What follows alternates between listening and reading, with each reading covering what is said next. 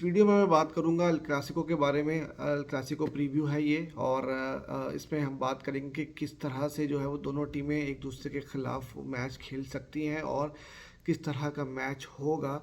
और मैच से पहले ही जो है वो कुछ कंट्रोवर्सीज जो है वो ऑलरेडी चल रही हैं। जिस तरह हमें पता है कि पिछला अल क्लासिको जो 2 हफ्ते पहले हुआ था उसमें रियल मैड्रिड के जो प्रेसिडेंट हैं पेरेज, उन्होंने वो मैच अटेंड नहीं किया था कैंप नो में, और वो बास्केटबॉल का मैच देखने चले गए थे। और फॉर्मल लंच जो होता है, एक ट्रेडिशन है अल क्लासिको से पहले एक फॉर्मल लंच होता है, वो भी ऑर्गेनाइज नहीं किया गया।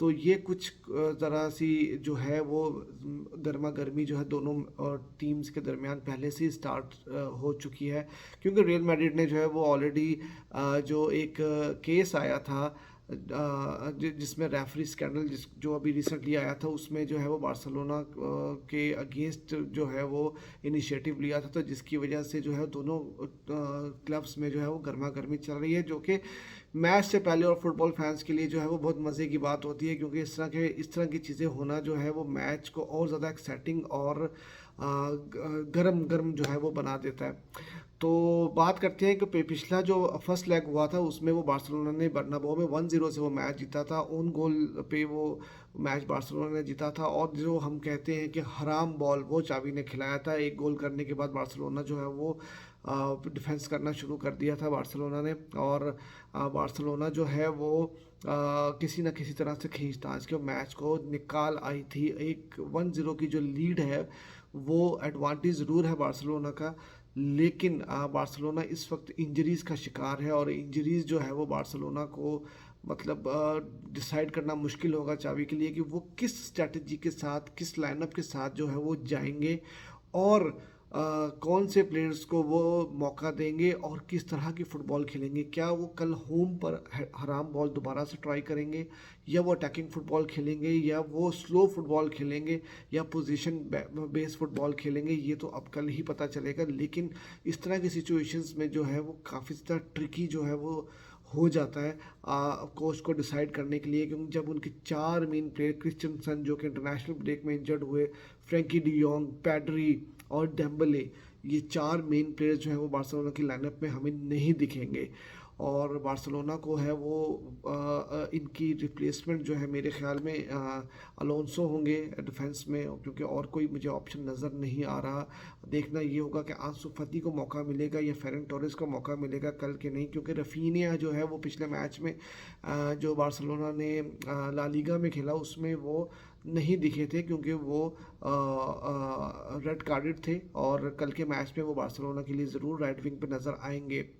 तो ये बार्सिलोना की जो लाइनअप है वो और जो स्ट्रैटेजी होगी, वो टैक्टिक्स जो होंगी वो डिसाइड करना चाबी के लिए थोड़ा सा मुश्किल होगा।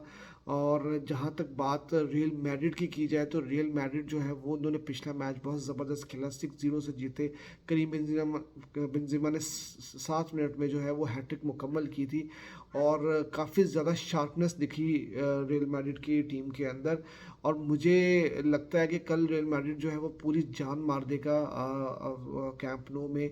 और रियल मैड्रिड जो है क्योंकि उनके पास खोने को कुछ भी नहीं होगा, क्योंकि ला लीगा में वो काफ़ी पीछे हैं, और कोपा डेल रे उनको एक नज़र आ रहा है जहाँ पे वो 2013-14 या 12-13 का जो सीज़न था वो लास्ट टाइम जीते थे, उसके बाद से वो नहीं आ पा रहे। और कोपा डेल रे की बात अगर हम करें तो बार्सिलोना जो है वो काफ़ी अच्छा करती है इस कप के अंदर, डोमेस्टिक कप के अंदर। और बार्सिलोना ने आज तक कभी डोमेस्टिक जो है वो ट्रेवल नहीं किया कि एक सीज़न के अंदर वो सुपर कप, कोपा डेल रे और ला लीगा नहीं जीता। तो ये एक उनके लिए एक अच्छा मौका होगा, और ये चीज़ फर्स्ट टाइम बार्सिलोना अचीव कर सकती है, लेकिन उनको एक बहुत बड़ा टेस्ट जो है वो पहले क्लियर करना होगा और रियल मैड्रिड को हराना होगा। बार्सिलोना अगर ये मैच ड्रॉ भी कर लेता है तो तब भी उनके लिए एक फ़ायदेमंद होगा। इसलिए मैं कह रहा हूँ कि चाबी को काफ़ी ज़्यादा दिक्कत होगी डिसाइड करने में कि उसको किस तरह की फ़ुटबॉल खेलनी है। और रियल मैड्रिड जो है वो मुझे लगता है काफ़ी ज़्यादा पुश करेगा, और काफ़ी ज़्यादा जो है वो प्रेसिंग फुटबॉल खेलने की कोशिश करेगा कल को। और रियल मैड्रिड है, हम जानते हैं कमबैक्स किंग है, और वो कमबैक करना जानते हैं। बार्सिलोना 3 क्लासिको लगातार जीत चुका है और दोनों का हेड टू हेड अगर हम देखें तो 101 मैचेस जो है वो रियल मैड्रिड जीता है और 100 मैचेस जो है वो बार्सिलोना जीती है। और अगर कल बार्सिलोना मैच जीत जाती है तो वो हेड टू हेड बराबर हो जाएंगे फिर से। और अगर बार्सिलोना बराबर भी खेल लेती है तो बार्सिलोना एटलीस्ट अगली स्टेज के लिए क्वालिफाई कर जाएगा। ये तो बात हुई क्लासिको की, जो कोपा डेल रे सेकंड लेग है उसके बारे में।